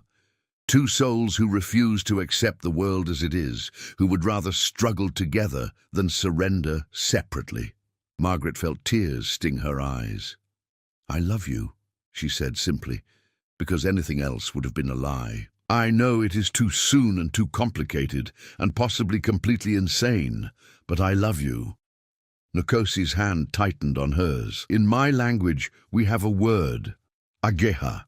It means my heart, not just the organ that beats in your chest, but the essence of who you are, the part that feels and hopes and dares to love despite all the reasons not to." He brought her hand to his chest, pressing it against his heart. "You are Ageha to me. You have become necessary." Margaret leaned forward and kissed him, finally closing the distance that had existed between them since the river. It was not her first kiss. Robert Blackwell had stolen that at a Christmas party the previous year, a wet and clumsy thing that had made her feel nothing except relief when it ended. This was entirely different. Nkosi's lips were soft but insistent, tasting of wood smoke and wild herbs and something indefinably him. His hand came up to cup the back of her head, his fingers threading through her tangled hair. The kiss deepened, hunger and tenderness mixing in equal measure, both of them pouring into it all the words they did not know how to say. When they finally broke apart, both breathing hard, Nkosi pressed his forehead to hers. In that gesture, Margaret now understood, was his way of expressing connection deeper than words. "When we reach the camps," he said quietly, "I will ask the elders' permission to make you my wife according to our customs. It will not be recognized by white law, will mean nothing to the world outside, but it will bind us in the eyes of my people and in the eyes of the spirits." "Yes," Margaret breathed.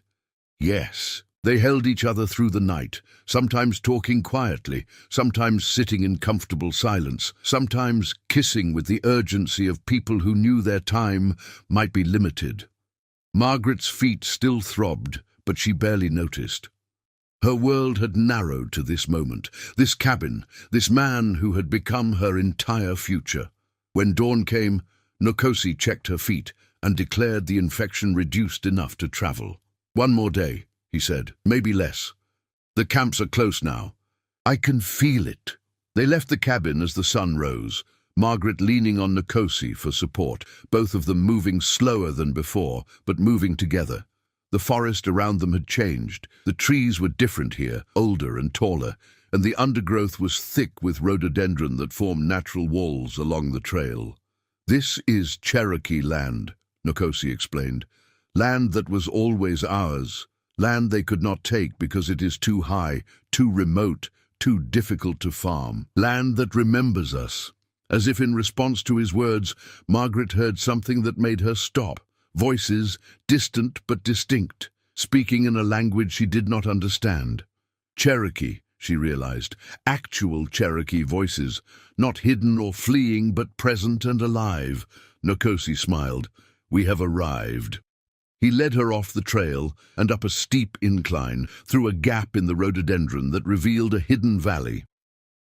And there, spread across the valley floor, was something Margaret had never expected to see, a living community. There were perhaps 30 structures scattered among the trees, a mixture of traditional Cherokee log cabins and temporary shelters made from bark and hide. Smoke rose from cooking fires. Children played near a stream. Women worked together, grinding corn and preparing hides. Men returned from hunting, carrying game. It looked peaceful, normal, a place where life continued despite everything that had tried to destroy it. But as Nkosi led Margaret into the valley, that peace shattered. A woman saw them first and called out in Cherokee, her voice sharp with alarm. Others turned to look. The children stopped playing. Within moments, a group of men had formed, and they were not welcoming. They surrounded Nkosi and Margaret, speaking rapidly in Cherokee, their voices angry and accusatory. Margaret could not understand the words, but she understood the tone. They were not happy to see Nkosi, and they were especially not happy to see a white woman with him. One man stepped forward, older than the others, his face weathered and hard. He spoke directly to Nkosi, his voice low and dangerous. Nkosi responded in Cherokee, his tone respectful but firm.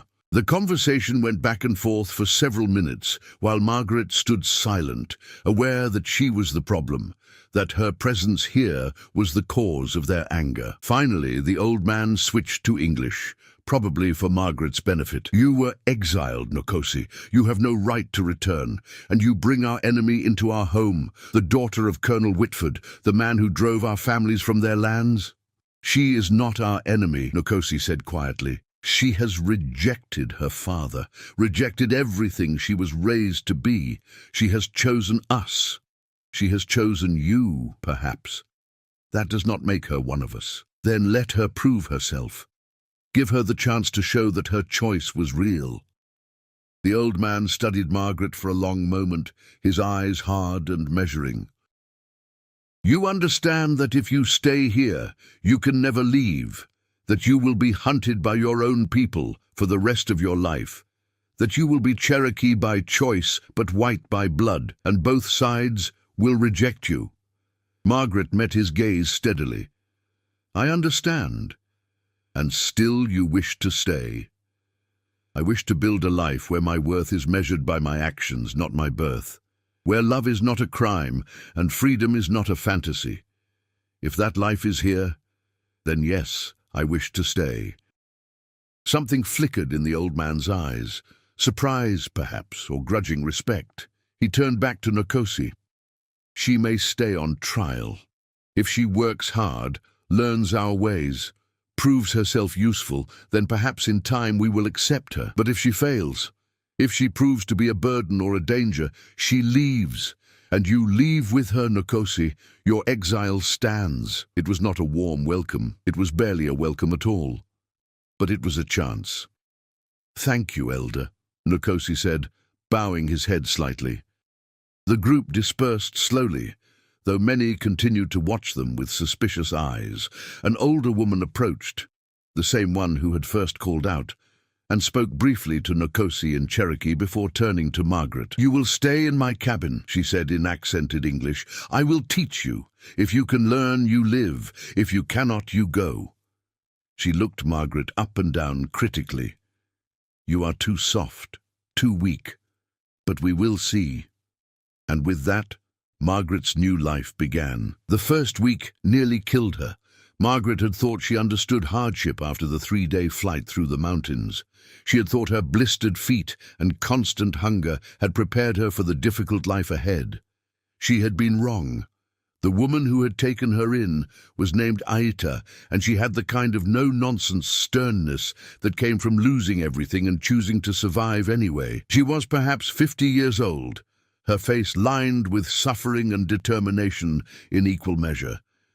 She had lost her husband and 2 sons during the removal, had hidden in these mountains with her daughter and granddaughter, and had rebuilt a life from nothing through sheer force of will. She expected the same from Margaret. "In Cherokee home," Aita explained on that first morning, "everyone works. No slaves, no servants. You want to eat, you prepare food. You want clothes, you make them. You want shelter, you maintain it. You understand?" "I understand," Margaret said. "Understanding and doing are different things. We see which one you have." Aita put Margaret to work immediately. The first task was grinding corn, taking dried kernels and using a mortar and pestle to create meal fine enough for cooking. It looked simple. It was not. Margaret's arms ached within minutes. Her shoulders burned. Her hands blistered from gripping the heavy pestle. And when she finally produced a small amount of meal after an hour of grinding, Aita examined it and shook her head. Too coarse. Grind more. So Margaret ground more, her entire body screaming protest, sweat dripping down her face despite the cool mountain air. When she finished, Aita checked again and nodded slightly. Not approval, but acknowledgement that the work met minimum standards. "Good. Now we make bread." Making bread meant mixing the cornmeal with water and ash to create a thick paste, forming it into cakes and cooking them on hot stones beside the fire. Margaret had never cooked anything in her life, had never even entered the plantation kitchen except to give orders to slaves who did the actual work. Her first attempts were disasters. The cakes fell apart. They burned on one side and stayed raw on the other. They tasted like sadness and regret. Aita ate them anyway, her expression unchanging. "Better tomorrow," was all she said. After bread came water collection, carrying heavy clay jars down to the stream and back up the steep hillside to the cabin. Margaret made 3 trips, her arms trembling, her feet still healing, screaming with each step. After water came firewood collection. After firewood came hide scraping, using a sharp bone tool to remove fat and tissue from deer hides, preparing them to be made into clothing. By the time evening came, Margaret could barely move. Her hands were raw and bleeding. Her body was one continuous ache. She collapsed on the sleeping pallet Aita had provided and nearly wept from exhaustion. "You did not die," Aita observed. "That is good. Tomorrow will be harder." She was right. Each day brought new tasks, new skills to learn, new ways for Margaret to fail and have to try again. She learned to identify edible plants and distinguish them from poisonous ones. She learned to prepare deer hides, grind corn, cook food that would not immediately cause illness. She learned to carry water without spilling it, to build fires that would not smoke, to mend clothing with bone needles and sinew thread. Everything she had known about being useful turned out to be worthless here. Her piano playing meant nothing when corn needed grinding. Her French meant nothing when hides needed scraping. Her embroidery skills meant nothing when real sewing was required to keep clothes intact. She was starting from nothing, learning to be useful in ways her entire life had trained her to avoid. And the physical labor was only part of the challenge. The other Cherokee women watched her constantly, their expressions ranging from suspicious to openly hostile. When Margaret struggled with a task, they did not help. They whispered to each other in Cherokee and smiled in ways that made clear they expected her to fail. When she succeeded, they found new tasks, harder ones, and watched to see how quickly she would break. Margaret understood. She was the enemy by birth, a symbol of everything they had lost. Her father's name was known here, Colonel Whitford, who had purchased Cherokee land seized by the government, who had built his plantation on their displacement. Her presence was a reminder of that loss, and her suffering was probably satisfying to some.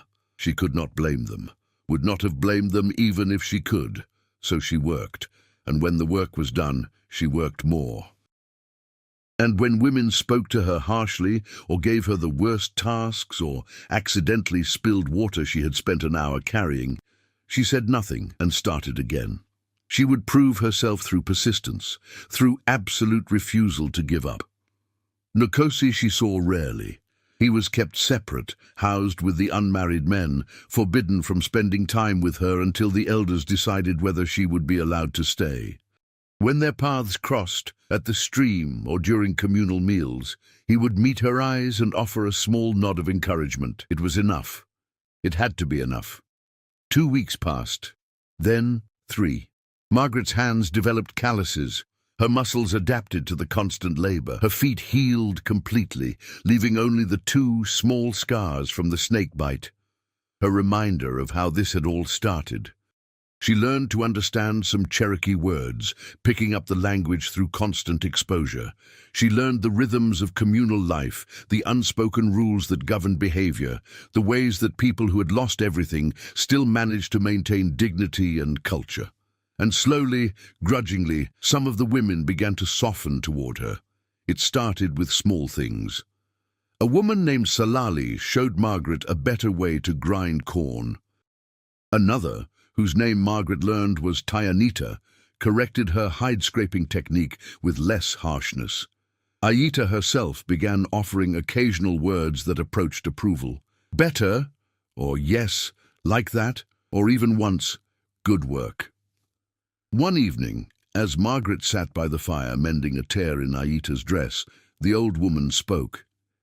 "You have surprised me," she said quietly. Margaret looked up. "How?" "I thought you would leave after 3 days.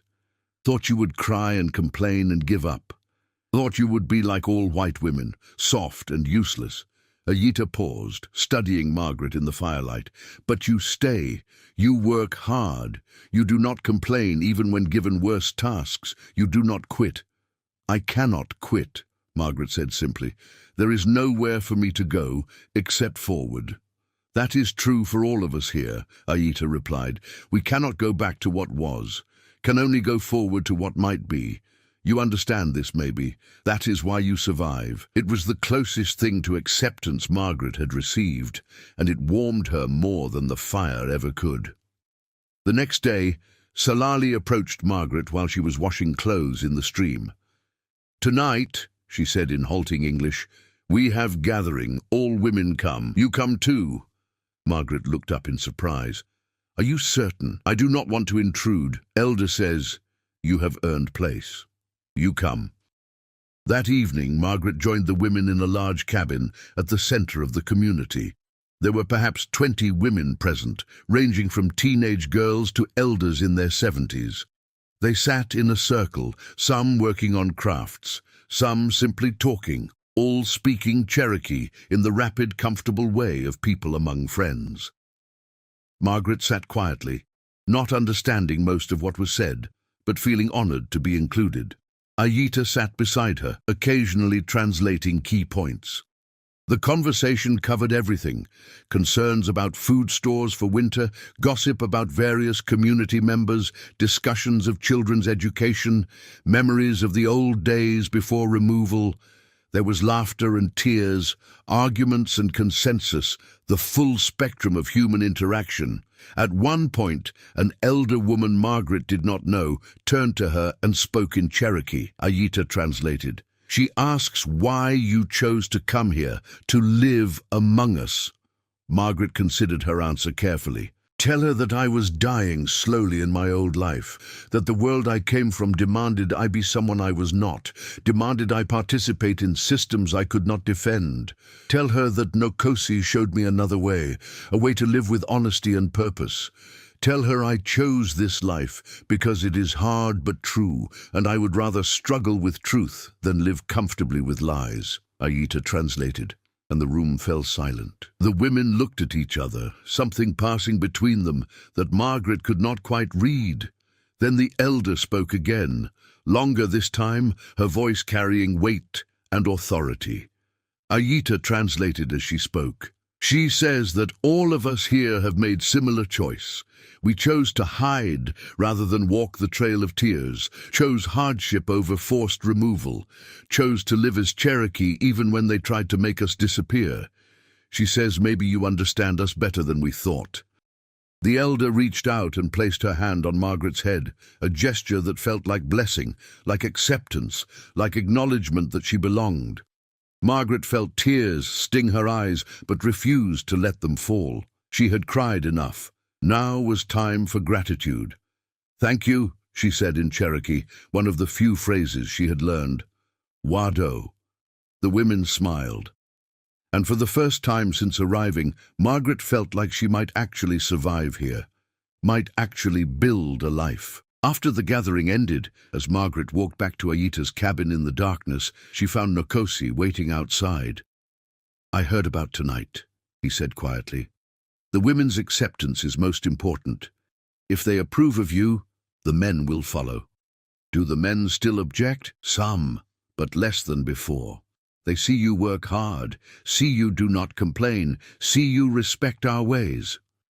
Nokosi stepped closer, his hand finding hers in the darkness. The elders will make their decision soon. Whether to allow you to stay permanently, whether to allow us to marry, Margaret's heart raced. And if they say no, then we leave together and find another way. But I do not think they will say no. You have proven yourself, Margaret. You have shown them who you really are. I am still learning who I really am, Margaret admitted. Everything I thought I knew about myself turned out to be wrong. I am not the woman who lived in that plantation house. But I am not fully the woman who lives here either. I am somewhere in between.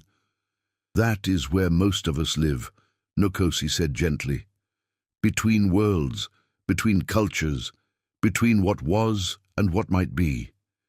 It is not a bad place to be. It is just an honest one. He pulled her close, and they stood together in the darkness, holding each other with the fierce tenderness of people who understood how fragile their happiness was, how easily it could be destroyed. I love you, Margaret whispered against his chest. Ageha, he responded, the Cherokee word for my heart. You are Ageha. They stayed like that until Ayita called from inside the cabin that it was time to sleep. Nokosi kissed Margaret's forehead and disappeared into the night, and Margaret went inside, feeling more at peace than she had since leaving the plantation. 2 days later, the elders called a community gathering.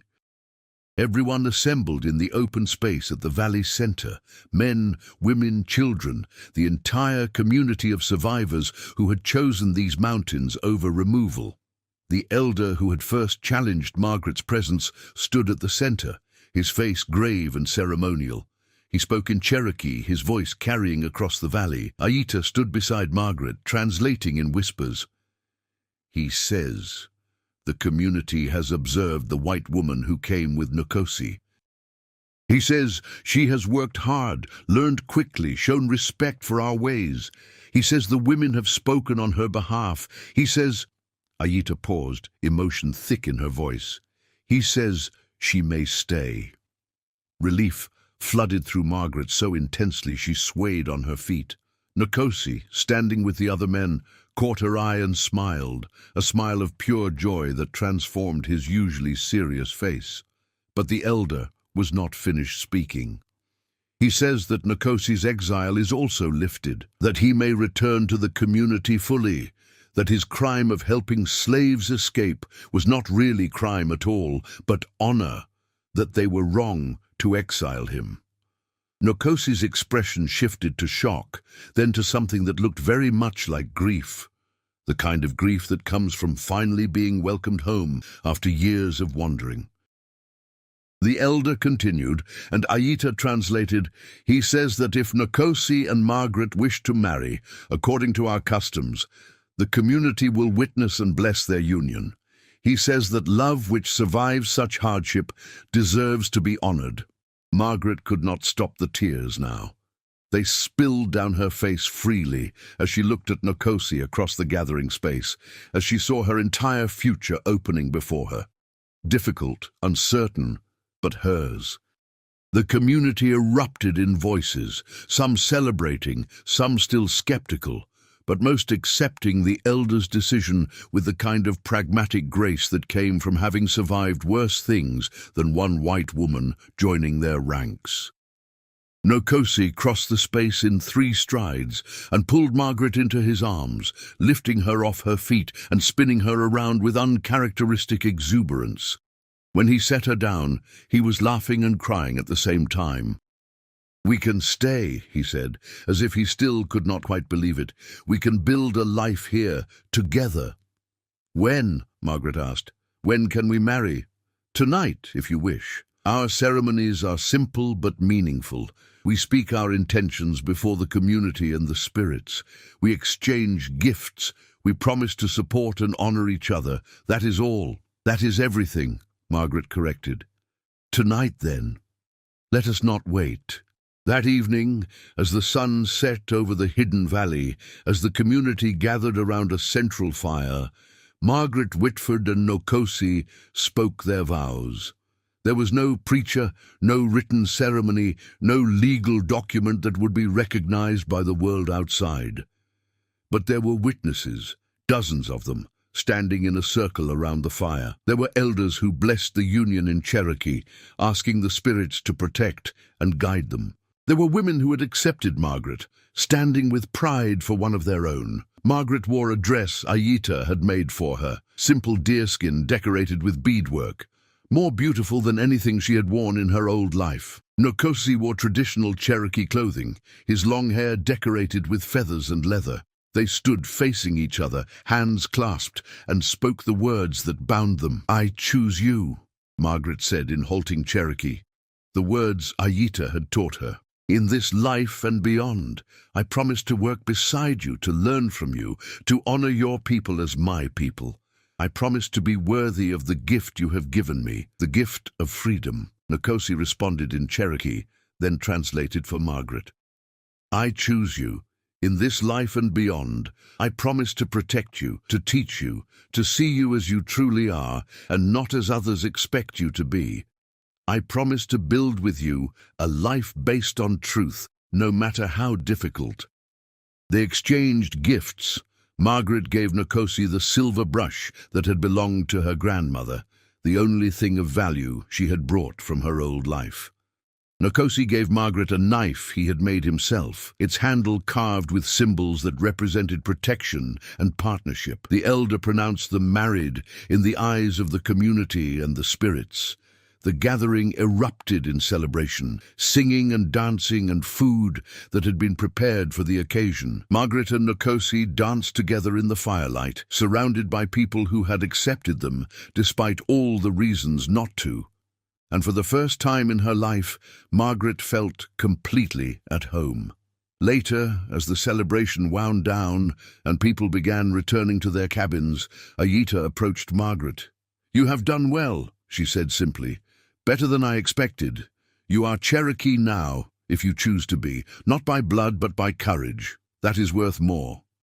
"Thank you," Margaret said, embracing the older woman, "for everything, for teaching me, for accepting me, for giving me a chance when I deserved none." Aita patted her back awkwardly, clearly unused to such displays of affection. "You earned it. Now go with your husband, build good life, make me proud." Nkosi led Margaret to a small cabin at the edge of the community.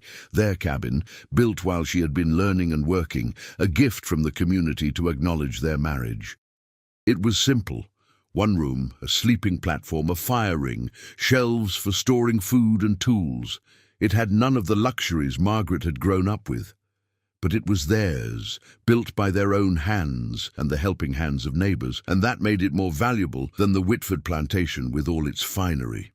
That night, they consummated their marriage with a tenderness born of long anticipation and genuine love.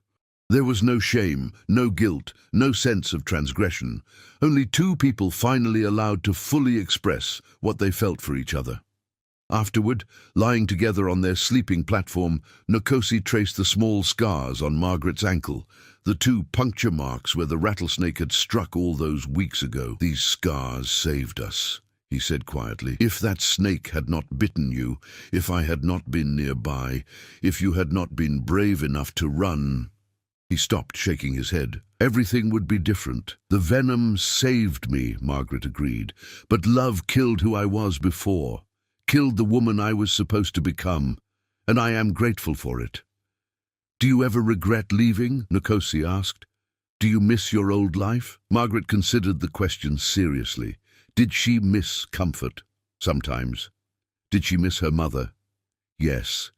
Did she miss the security of knowing exactly what tomorrow would bring? "No," she said finally. "I do not regret it.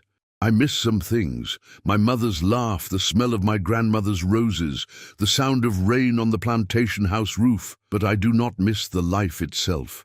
I do not miss being property dressed up as privilege. I do not miss the lies. And if your father finds us, if bounty hunters track us here, then we run again," Margaret said simply. "Together. That is what matters. Not safety or comfort or security, but choosing each other every day, no matter what comes." Nkosi pulled her closer, his lips against her hair. "Ageha," he murmured. "My heart." They fell asleep like that, wrapped around each other, two people who had found home not in a place, but in each other. The weeks turned to months. Summer faded into autumn, and autumn into winter. Margaret's hands grew rough with work, her body strong with labor. She learned to speak Cherokee with increasing fluency, learned the stories and songs and prayers that connected this community to their past. She learned that survival was not just endurance but creativity, finding joy in small things, creating beauty from limited resources, maintaining culture in the face of those who wanted it destroyed. She learned that freedom always carried risk, that choosing your own path meant accepting all the consequences, both good and terrible. And in the spring, she learned she was pregnant. The news filled her with equal parts terror and joy. Bringing a child into this precarious existence seemed almost cruel. The community was constantly at risk, food was never certain, the threat of discovery hung over everything. But when she told Nkosi, he wept with happiness. "A child," he said, placing his hand on her still flat stomach. "Our child, Cherokee and white, born free, belonging to both worlds and bound by neither. They will be proof that love is stronger than hate, that people can choose to be better than the systems they were born into." The community celebrated the news. Aita fussed over Margaret, making sure she ate enough, rested enough, prepared properly. The other women offered advice and assistance, treating the pregnancy as communal responsibility. And in the quiet moments, Margaret would sit with her hand on her growing belly and think about her father, still searching for her. About her mother, probably grieving her as dead. About the life she might have lived as Mrs. Robert Blackwell, suffocating in silk dresses and social expectations. She did not regret her choice, not even for a moment. One late summer evening, as Margaret sat outside the cabin watching Nkosi teach some of the community's children how to track deer, a young boy approached her nervously. "Elder says come quick," the boy said in Cherokee. "White men at valley entrance." Margaret's blood turned to ice. She found Nkosi immediately, and together they ran to where the elders were gathered. A group of 5 white men stood at the narrow entrance to the valley, heavily armed, clearly hunters. They had not yet entered, were being blocked by Cherokee men who had taken defensive positions. Margaret's father was not among them, but she recognized the man in front, James Wheeler, her father's head overseer, known for his cruelty and his skill at tracking runaway slaves. "We're looking for a white woman," Wheeler called out. "Margaret Whitford, daughter of Colonel Benjamin Whitford. We have reason to believe she's being held here against her will." The elder who had accepted Margaret stepped forward. "No one is held here. All who live in Valley choose to be here." "Then you won't mind if we look around," Wheeler said, his hand moving toward his rifle. "We mind very much," the elder replied calmly. "This is our land. You are not welcome here." A tense standoff developed. The Cherokee men were outnumbered but had the advantage of position. The white men were better armed but unfamiliar with the terrain. A fight could go either way and would probably result in deaths on both sides. Margaret made her decision. She stepped forward before Nkosi could stop her, walking past the Cherokee defensive line until she stood in full view of Wheeler and his men. "I am Margaret Whitford," she said clearly, "and I am not being held against my will." Wheeler's eyes widened. "Miss Whitford, good Lord, what have they done to you?" Margaret looked down at herself, at her deerskin dress and calloused hands, at her sun-darkened skin and her hair braided in Cherokee style. She knew what Wheeler saw, a white woman gone native, transformed beyond recognition. "They have done nothing to me," she said firmly. "I chose to come here. I chose to stay. I have made a life here. I am married. I am carrying a child. I am happy." "Your father," Wheeler started. "My father does not control me anymore," Margaret interrupted. "I am not his property. I am my own person, making my own choices. You can tell him that I am alive and well and where I choose to be. Tell him to stop searching. Tell him to let me go." Wheeler looked uncertain. "He'll never accept this. You know that, don't you? He'll keep sending men. He'll never stop looking. Then he will waste his life chasing a daughter who is already gone," Margaret said. "I cannot stop him from searching, but I will not return. Not now, not ever." She turned her back on Wheeler and walked back to where Nkosi waited, her heart pounding, but her steps steady. She half expected to hear a rifle shot, to feel a bullet, to have her father's reach extend even here. But Wheeler did not shoot. He and his men stood for a long moment in silence, then turned and left, disappearing back down the mountain. The crisis passed, but everyone knew it was not over. Wheeler would report back. Colonel Whitford would not accept his daughter's rejection. More men would come. That night, as Margaret lay with Nkosi, her hand on her swelling belly, she spoke the truth they both knew. "We will always be hunted," she said quietly. "As long as my father lives, as long as the bounty exists, we will never be truly safe." "No," Nkosi agreed. "We will not be safe, but we will be free, and we will be together. That is enough." Margaret thought about the woman she had been. The girl in silk dresses, who had never questioned her privilege, who had accepted her future as inevitable. She thought about the snake bite that had started everything, about poison drawn out by copper hands and lips that saved her life. She thought about the choice she had made to run, and the harder choice to stay. "The venom saved me," she whispered, echoing the words carved into the stone by the river. "But love killed the person I was supposed to be, and I am grateful for it." Nkosi held her close, and they slept peacefully despite knowing that tomorrow might bring more hunters, more danger, more consequences for daring to love across boundaries that society insisted must never be crossed. Because some things were worth the risk, some choices were worth making even when they led to hardship. Some loves were worth dying for, and this was one of them. Years later, travelers passing through the Tennessee mountains would sometimes hear a story told by Cherokee people who remained hidden in the high valleys. They told of a white woman who had chosen to become Cherokee, who had worked and learned and earned her place among them. They told of her marriage to a man who had been exiled for showing mercy, and how their love had brought him home. They told of the children who came from that union, half Cherokee, half white, fully belonging to a new world that was slowly, painfully being born from the ashes of the old. And they told how the woman had grown old in those mountains, her hands rough with work but her spirit unbroken, loved by a community she had chosen and a man who had taught her what freedom really meant. The story became legend, and the legend reminded people that mercy could be stronger than hate, that love could survive impossible odds, that choosing your own path was worth any price. By the split oak where it all began, someone, no one knew who, carved new words beneath the old ones. Venom saved her, love killed us, but we died free. And the wind that whispered through those woods carried the names of two people who had refused to accept the world as it was and had built something better instead. Margaret and Nokosi, Ageha, my heart, forever.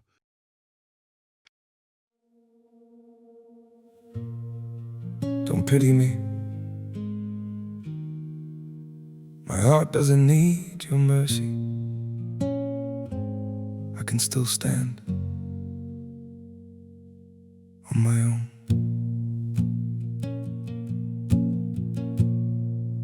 I was broken by your leaving, fell deeper than I thought I would. But pain has taught me how to heal now and survive what once I couldn't. You don't have to look back sadly, don't reach out with guilty hands. What you shattered made me stronger. Now I rise where I once collapsed. My heart doesn't need your pity, not another empty sign. I've got enough strength left within me to rebuild this life of mine. My feet are steady through the sorrow, I can stand through all the pain. You don't have to save me, darling, I'll learn to breathe again. I once begged for your affection, now I've learned my worth in scars. And the man you left in pieces found his own way through the dark. My heart doesn't need your pity, not another empty sign. I've got enough strength left within me to rebuild this life of mine. My feet are steady through the sorrow, I can stand through all the pain. You don't have to save me, darling, I'll learn to breathe again.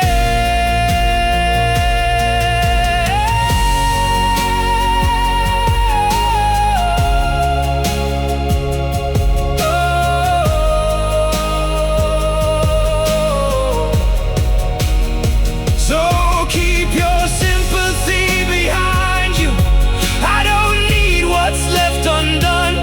Sometimes losing who once broke you is how healing has begun. My heart doesn't need your pity, not another empty sign. I've got enough strength left within me to rebuild this life of mine. My feet are steady through the sorrow, I can stand through all the pain. You don't have to save me, darling, I'll rise alone again.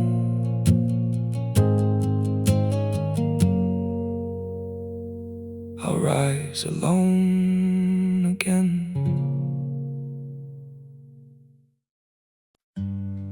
They say just forget.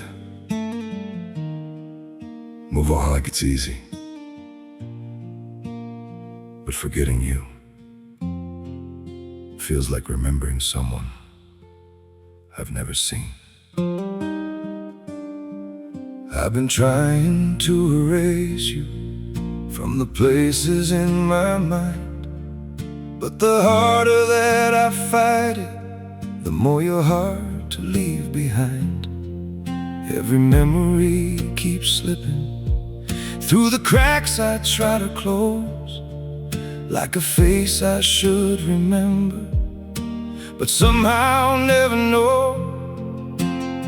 Forgetting you feels impossible, like chasing something I can't hold, like trying to remember someone that I've never even known. I keep reaching through the silence for a past I can't undo, 'cause letting go of what we had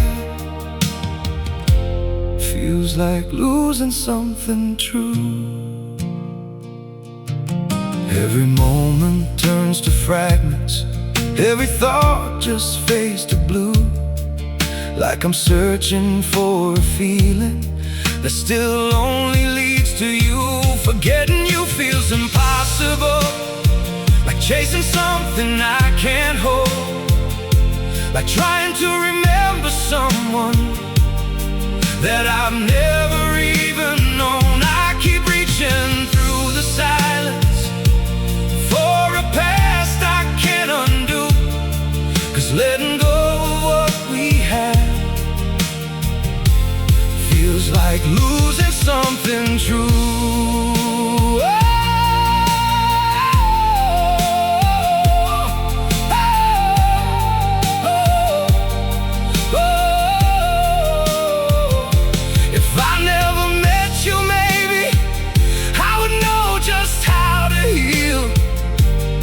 But now every empty moment still reminds me what is real. Forgetting you feels impossible, like chasing something I can't hold, like trying to remember someone that I've never even known. I keep reaching through the silence for a past I can't undo, 'cause letting go of what we had feels like losing something true.